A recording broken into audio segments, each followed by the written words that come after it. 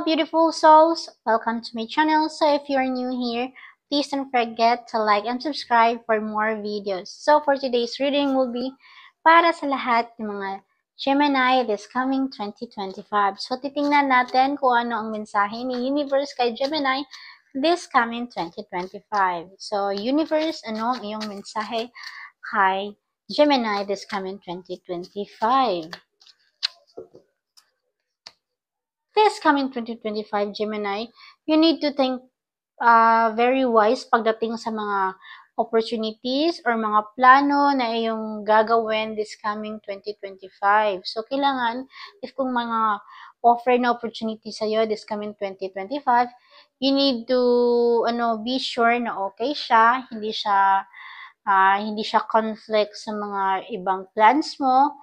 And also, if you're also planning on something naman this coming 2025, you need to, alam mo yun, kailangan pag nagdesisyon ka, talaga yung buo, hindi yung may pag-alinlangan or alam mo yung may pagdududo or hindi 100% yung decision mo this coming 2025.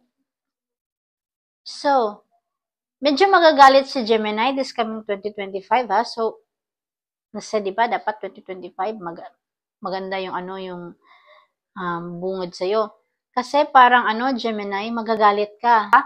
So, this year, 2024, diba? So, kailangan, you need to be careful on spending your money this 2024 para pagbungad mo this 2025 is magiging okay siya. So, hindi ka magiging zero. So, medyo bawas-bawasan natin ng mga luho natin this 2024 para naman at least, diba, there's a new changes this coming 2025.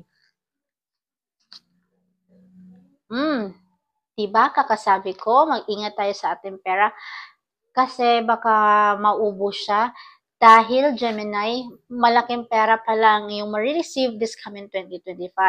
So, kailangan Gemini, this 2024, kailangan you need to be wise enough. So, yung mga Gemini natin dyan na medyo maluho, so ating ang bawas-bawasan ng kaunti para well prepared tayo sa ating mga new upcomings na pera or anything na ma-receive this coming 2025.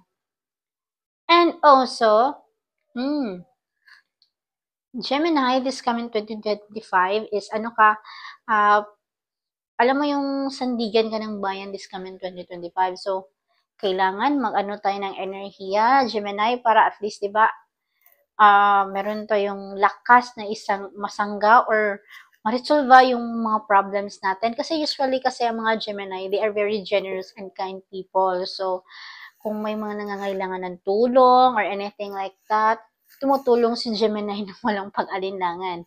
And also, Gemini, kasi nga, ikaw yung maging sandigan ng bayan this coming 2025. So, you need to work out things also in yourself first para at least, diba, pag nag-help ka sa kanila, magiging okay ang lahat. And, so, you need also to be careful, Gemini, this coming 2025.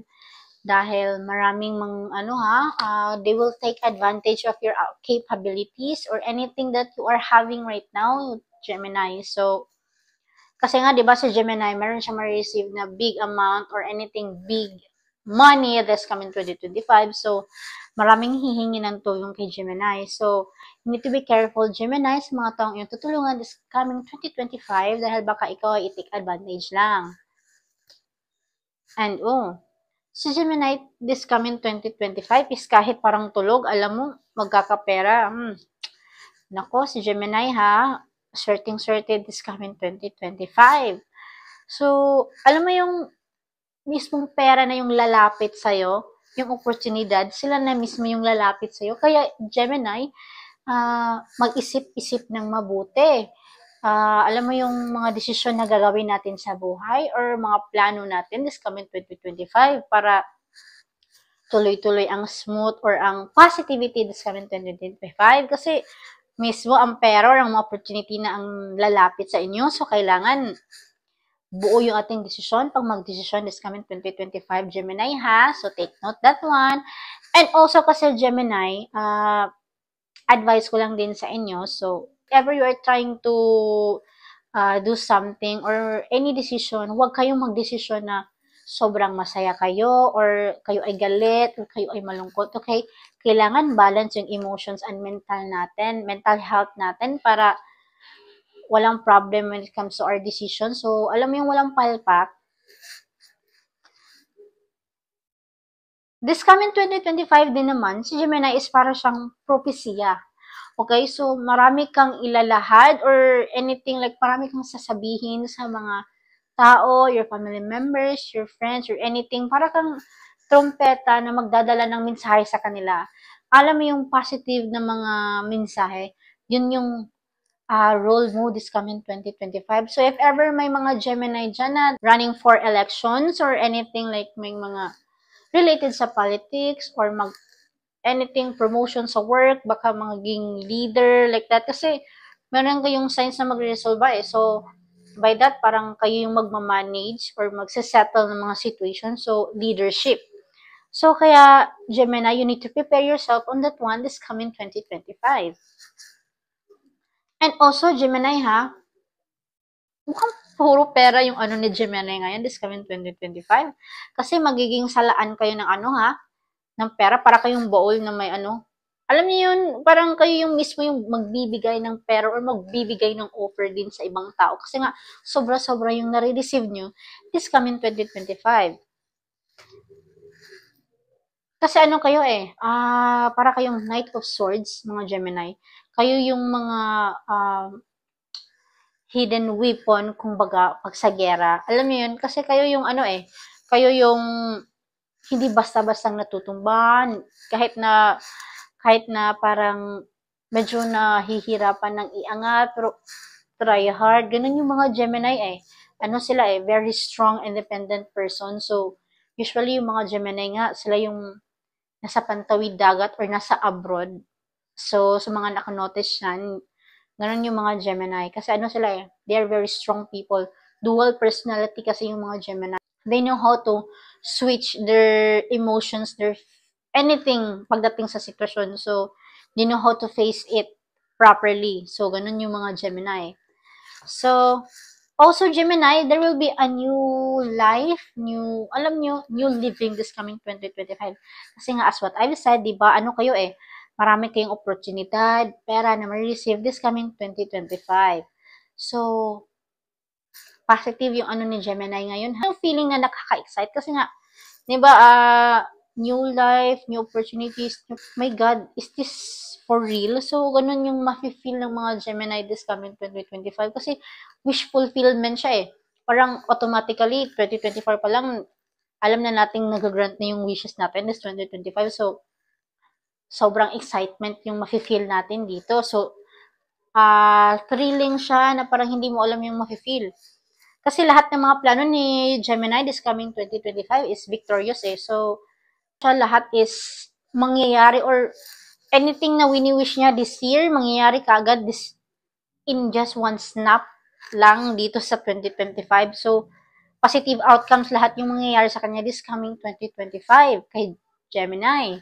So, titingnan naman natin ang angel guide ni Gemini this coming 2025. So, angel guide, ano ang iyong may advice or may mensahe kay Gemini this coming 2025? So, there's nothing to worry about in any challenges na iyong na face ngayon this 2024 Gemini, dahil you are always angel guided.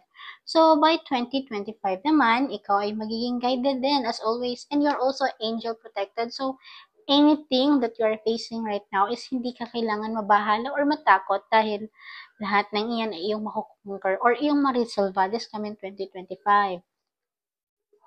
And also, Gemini, you need to be also honest with your communication. So, honesty and communication. So, kung ano mo yung kinakatakutan mo, or alam mo yung hindi mo ma-express totally, especially within yourself to other people. So, there's nothing to worry about that, Gemini, dahil anything, kung ano yung gusto mong sabihin, anything, kung ano ka, ilabas mo yan, okay? Ilabas mo yung totoong ikaw. Kasi hindi naman kailangan na makinig ka sa mga opinyon ng mga tao na sa iyong paligid. So, anything, as long as okay ka, hindi ka nakatapat ng ibang tao, so go lang ng go, Gemini. So, also, Gemini, everything that you are planning right now is sacred. So, lahat ng iyong mga plano, lahat ng iyong mga gusto this coming 2025 is ano siya, magfo-fulfill. So, yung mga plans mo, you need to work things out talaga, at least naman, di ba? So, lahat ng mga plans ni Gemini this coming 2025 is sacred. So, lahat ng iyon is magko-conquer or walang, ano, alam mo yung parang walang maano dyan, also walang mag-fail. So, anything is mapoprosper siya, especially if in goodwill lahat yung mga wini-wish or ating mga plano na gagawin this coming 2025. So, everything is, raise your vibration lang this coming 2025, Gemini, dahil lahat naman is positive naman yung ma-receive mo this time. So, anything na may mag-a-attempt na mag-aano ng mga negative, so, i-ignore mo lang or better to cut them out pagdating dyan. So, let's just also see in your monology kung ano yung mga sides or anything na magko-connect sa inyo na other zodiac sign this coming 2025. So, you will be connected with the Leo new moon this coming 2025, and monology cycle will be connected to Leo.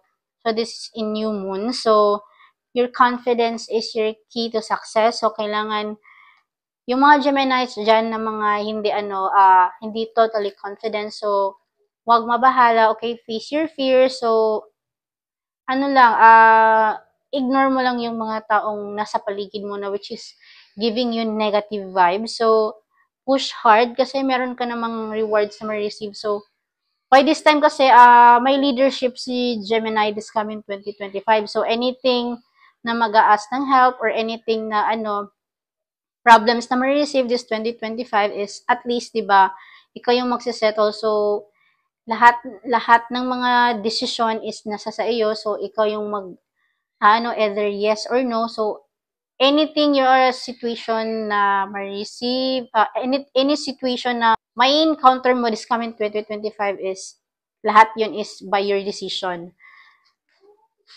And also, believe in the impossible, Gemini, this coming 2025. So, if anything is like parang may doubt ka sa self mo this 2025 or mga plans mo this 2025, wag mo siyang i-continue. So, if ever may mga decision ka na hindi sure, so, kailangan kung mag-decision ka this 2025 or what you're planning pa lang this year is at least, di ba, kailangan buo na yung decision mo kasi you need to prepare yourself this coming 2025 kasi nga you have a lot of obligations kasi nga there will be a lot of opportunities na marireceive mo this year and anything like meron ding mag-a-ask ng help, so kailangan you are mentally and emotionally capable to solve all of it. So this 2025, the end of tough cycle approaches. So so yung mga problem mo this 2024, so by this year, mariresolve na yan within this year. So by means yung problem mo this year is hindi na siya magiging connected this 2025. So, wala nang problem. So, a new start, a new life yung mangyayari this 2025. So, by this year, Gemini, your commitment is being tested. So, anything that you are doing right now or anything that you are dealing right now will be, tested. So, especially yung patience mo. So, you need to practice your emotional health dito, your mental health, especially kung how to control, especially if some is having a anger management issue, parang ganon. So, kailangan stabilize na siya lahat. So, anything you are planning is kailangan magaan lang yung feeling natin, hindi yung rush. Alam mo yun? So, kailangan kalmado tayo this time. Kasi nga, your patience is being tested. So, by that, also your commitment.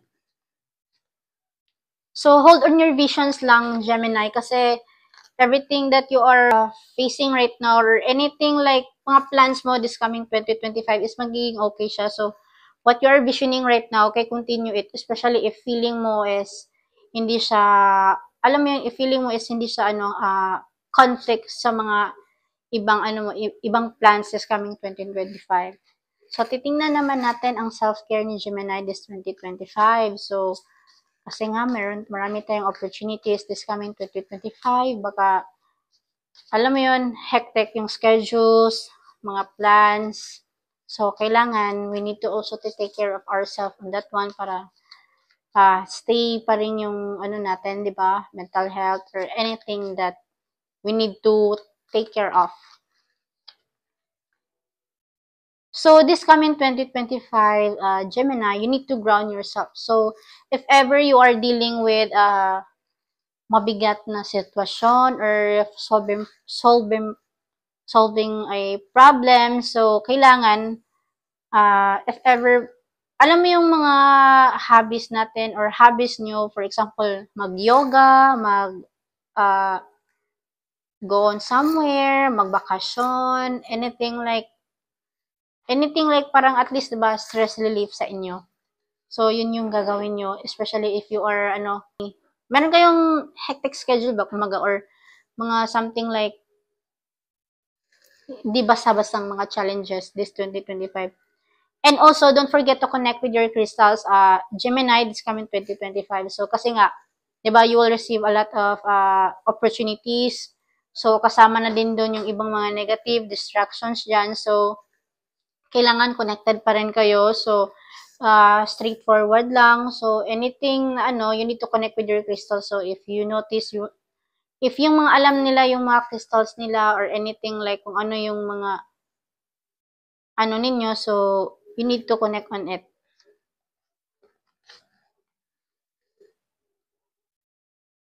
So this 2025 Gemini, after New Year, so you need to clear your energy field, okay? Para at least cleansing siya lahat. So anything like, for example, this year, December, anything may big trouble or something, mga good news or something like parang iba yung feeling, something like, alam niyo yung mga medyo may halong negative siya. So, kailangan you need to clear out those things. You need to clear out those things kasi nga, you need to start your energy for a new year. So, new start siya. So, kailangan balance. So, hindi naman sobrang umaapaw yung positive or yung negative. So, kailangan equal. So, at least, diba, alam mo kung ano yung gagawin mo. So, you need to clear out those things this coming 2025 Gemini, ha? For example, this January, okay? After sa New Year. So, kailangan at least meron tayong i-cut out dyan. We need to do cleansing on that thing. At least, diba, pag bagong New Year, bagong me, anything, new vibes, anything is new. So, yun yung gagawin mo this coming 2025. And also, you need to also, don't forget to hydrate yourself always this 2025 kasi nga, you will be so busy, baka malimutan mong i-take care yourself. So, ina-aware ka na you need to stay hydrated this year. So, yun lang. If you're new in my channel, please don't forget to like and subscribe for more videos. Bye!